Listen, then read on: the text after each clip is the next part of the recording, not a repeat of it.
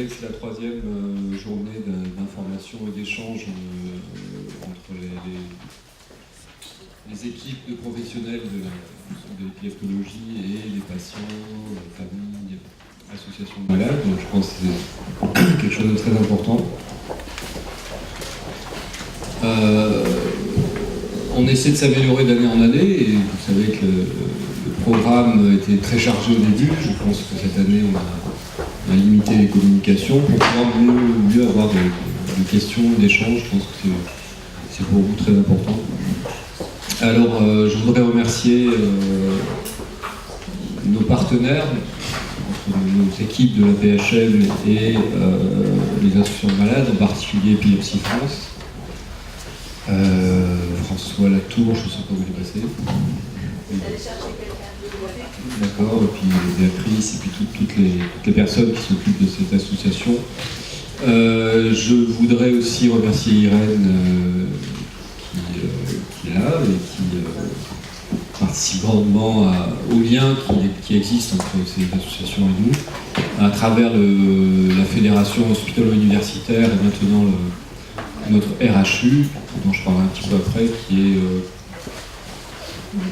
qui sont des structures qui allient la recherche et la clinique et qui sont très importantes. Alors, vous avez le programme, c'est un programme qui est parfois un peu ésotérique dans les titres, mais qui, vous le verrez, abordera des problématiques assez précises. Depuis l'année dernière, je voudrais juste vous parler de quelques événements que j'ai trouvé un petit peu marquants dans notre histoire commune. La première, c'est un petit peu ce qui se passe au niveau national. Alors, François Latour vous parlera du sommet épilepsie qui a eu lieu récemment. Je vous parlerai un peu du groupe de travail et des actions nationales. Un événement important, c'est la création, la labellisation de nos équipes cliniques et de recherche comme centre de référence des épilepsies rares. Puisque jusqu'à présent, à Marseille, on était centre de compétences. Je vous expliquerai un peu ce que c'est. L'événement très médiatisé ces derniers temps, c'est le RHU Epinov. Vous savez que c'est l'obtention d'un contrat de recherche très important. Et Lisa Vaugier vous parlera du démarrage du programme d'éducation thérapeutique tout à l'heure, donc j'en parlerai pas. Quelques mots sur le groupe de travail que l'on a avec la Task Force Épilepsie auprès de la DGOS, de la CNAM et du ministère de la Santé. Il y a eu une réunion en juillet dernier avec des différents acteurs, vous voyez, qui sont marqués ici. Cette réunion, c'était autour de ce que certains ont appelé le plan épilepsie. Alors, c'est pas vraiment un plan épilepsie, c'est plus une stratégie nationale de prise en charge des épilepsies qui va surtout essayer de mieux structurer les réseaux de soins, en fait. C'est ça un peu l'idée. Alors, il y a des actions que je ne vais pas détailler, mais il y a des actions qui sont prévues. En pratique, il y a surtout la mise en avant des infirmières et des infirmiers en pratique avancée, c'est-à-dire ce qu'on appelle les epilepsy nurses, qui seront à l'interface entre les patients et les équipes de médecins, qui seront là pour gérer les premières urgences, faire certaines activités comme le réglage des stimulateurs vagales, par exemple. Ça dépend aussi des epilepsy nurses. Dans la formation. Donc pour l'instant, on en a une formée dans l'équipe, il va y en avoir une autre. Et c'est très lié à la labellisation du centre épilepsie rare, puisqu'on a des crédits pour recruter des infirmières cliniciennes en épilepsie. Donc vous voyez que le deuxième acte prévu, c'est de déployer un peu mieux la télémédecine et la téléexpertise pour des régions qui n'ont pas d'accès facile à des consultations d'épileptologie. Il y a des études assez surprenantes dans leurs chiffres de la CNAM montrant que dans certaines régions, seul un tiers des patients ayant fait des crises d'épilepsie voient un jour un neurologue dans les 2 ans qui suivent le diagnostic. Donc c'est pas le cas dans notre région, mais enfin ça vous donne un peu une idée de l'absence de couverture neurologique. Je parle même pas épileptologique, je parle neurologique au sens large dans certaines régions. Donc il y a d'autres actions prévues, mais qui sont plus sur la structuration des parcours de soins auprès de l'ARS, des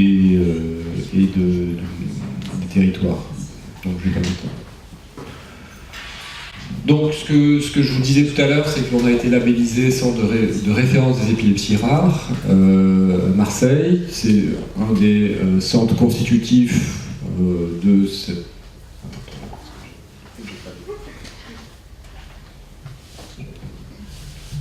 Donc vous avez plusieurs centres constitutifs en France qui sont ici le petit carré.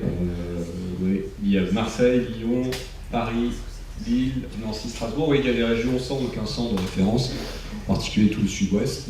L'ouest de la France n'est pas très couverte, il y a des centres de compétences, mais il faut encore que ces centres progressent. Alors c'est quoi un centre de référence? C'est un centre qui va avoir des objectifs qui sont des objectifs de soins, bien sûr, des objectifs aussi épidémiologiques. Il y a une base de données nationale, des centres de référence, qui va nous permettre d'un peu mieux connaître la distribution des épilepsies rares dans ces différents centres. Il y a aussi des objectifs de transmission de la connaissance on va devoir faire des recommandations nationales. Il y en a très peu en France, des recommandations nationales sur l'épilepsie, ce qu'on appelle les BNDS. Et bien sûr, c'est une façon de dynamiser la recherche clinique dans les épilepsies rares. En fait, les épilepsies rares, c'est la plupart des épilepsies pharmacorésistantes, de tout ce qui est malformation, problèmes génétiques liés aux épilepsies, font partie des épilepsies dites rares. Parce que l'épilepsie, c'est assez fréquent dans la population, mais si on prend chaque type d'épilepsie, ça correspond souvent à ce qu'on appelle une maladie rare. Donc à Marseille, le centre de référence est adulte et pédiatrique. On a fait un dossier qui est vraiment prend en compte les deux populations, d'enfants et d'adultes. On essaie d'avoir vous savez depuis longtemps, une équipe mixte. On a une dotation financière pour 5 ans qui n'est pas négligeable, qui est de l'ordre de 250 000 € par an, et qui permet donc d'essayer de structurer, ça commence à peine, mais on va essayer de structurer au mieux ce centre, sur ce qui existe déjà évidemment, en recrutant des médecins, des IDE, en particulier, je vous l'ai dit, des IDE qui permettent les pratiques avancées, l'éducation thérapeutique et la meilleure coordination, en particulier avec la chirurgie d'épilepsie, des temps de psychologues et d'attachés de recherche clinique pour faire tourner le centre. Voilà, puis ce qui est très important, c'est qu'il est dans les statuts de ces centres d'avoir des conventions avec les associations de patients, et on va faire ça très prochainement avec Épilepsie France et Épiprovence. Voilà, la dernière chose dont je voulais vous parler, c'est très brièvement, c'est le RHU Epinov. Le RHU, ce sont des dotations assez élevées en termes de financement, puisque ça tourne entre 5 et 10 millions d'euros. Donc notre projet a été retenu dans la vague 3. Vous voyez qu'il n'y a pas tellement de projets finalement RHU retenus chaque année. C'est le seul RHU jusqu'à présent quasiment en neurosciences cliniques, en neurologie. Donc c'était très important qu'il y ait en neurosciences un RHU. C'est très politique, les RHU, c'est le Premier ministre qui signe la dotation, donc c'est très regardé. Donc c'est le seul en neurosciences et c'est évidemment le seul du coup en épileptologie, ce qui permet de mettre en avant cette pathologie et ces pathologies. Donc le RHU a démarré officiellement en janvier de cette année, donc c'est tout à fait récent. Il est basé, j'en avais un petit peu parlé je crois l'année dernière, sur la modélisation du cerveau, ce qu'on appelle le cerveau virtuel, et son application dans la chirurgie d'épilepsie.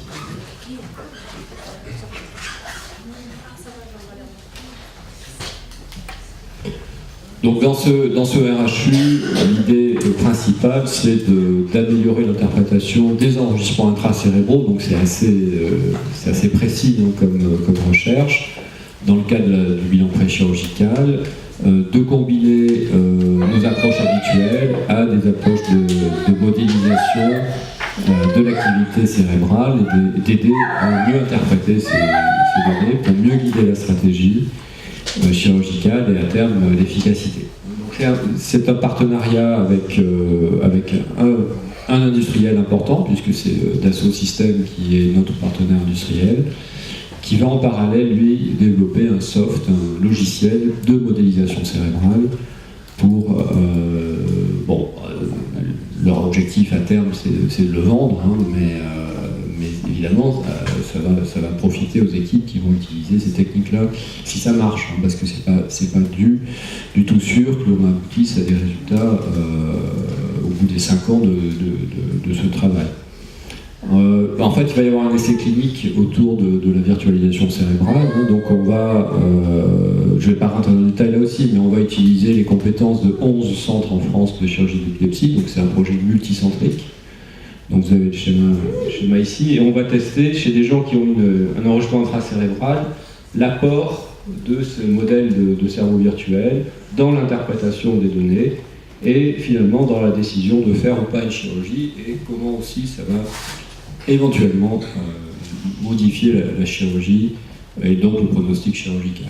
Hein, mais ça commence à peine, l'essai clinique commencera qu'en 2019. D'ici là, on met en place, c'est assez compliqué sur le plan administratif, sur le plan aussi technologique, puisqu'il faut, dans l'année qui vient, mettre au point la technique applicable à la clinique du cerveau virtuel. Voilà, je pense que Stanislas, tu vas parler un petit peu de ça, tout petit peu. Voilà, je vais laisser la parole à François Latour, qui va nous dire un petit mot.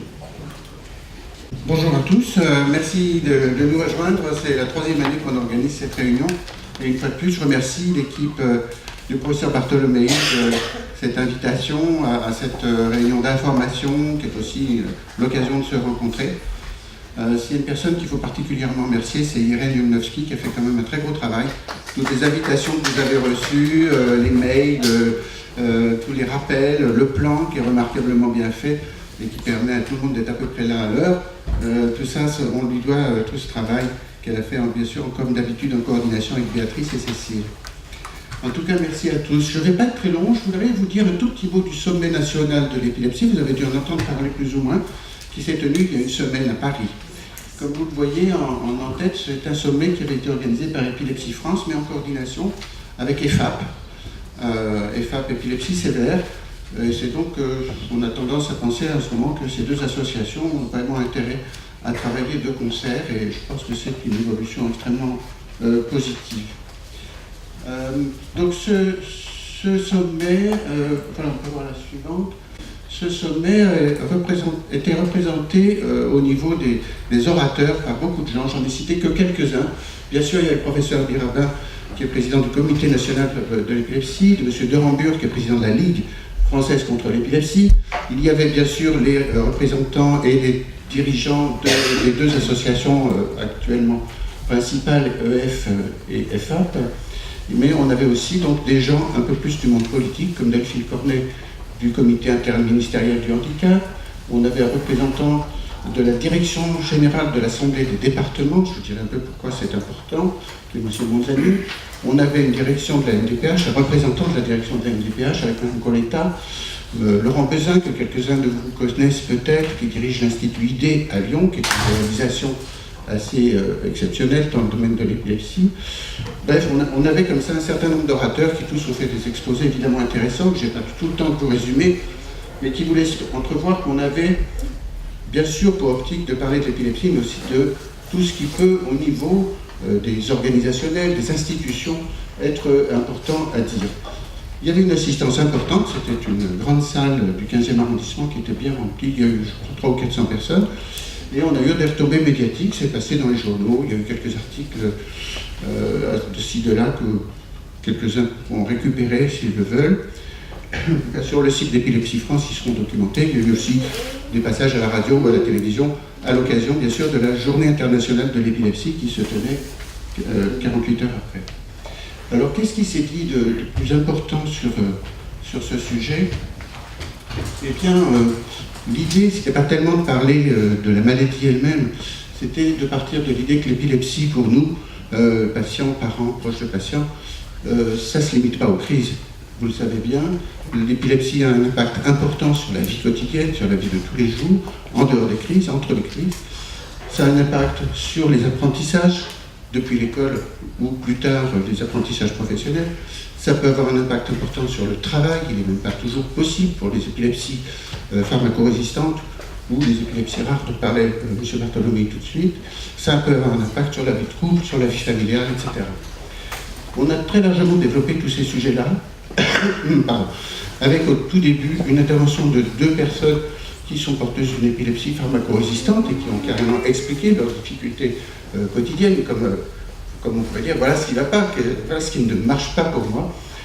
C'était assez touchant et précis. On a abordé ensuite les problèmes d'emploi avec Bernard Guéguin qui dirige le service EPI-emploi à l'hôpital Sainte-Anne à Paris. On a parlé d'activités sportives avec Michel Vidal de la TEP. On a parlé de logement avec la première expérience d'habitat partagé pour épilepsie qui s'est montée à Rennes avec Laurence Trélin et l'équipe d'EFAP, justement Marie-Christine Poulain, qui est la présidente d'EFAP, est une des initiatrices de ce projet tout à fait intéressant. Bref, on a abordé tous ces sujets-là avec des gens qui se sentaient concernés.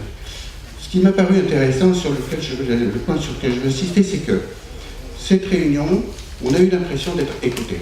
On a eu l'impression que les gens, qu'ils soient des politiques, des institutionnels, des gens des départements, des gens de la région, ils commençaient à comprendre un petit peu que l'épilepsie c'est important. C'est un message qui commence à passer, ça bouge un petit peu, ça a longtemps été quand même difficile.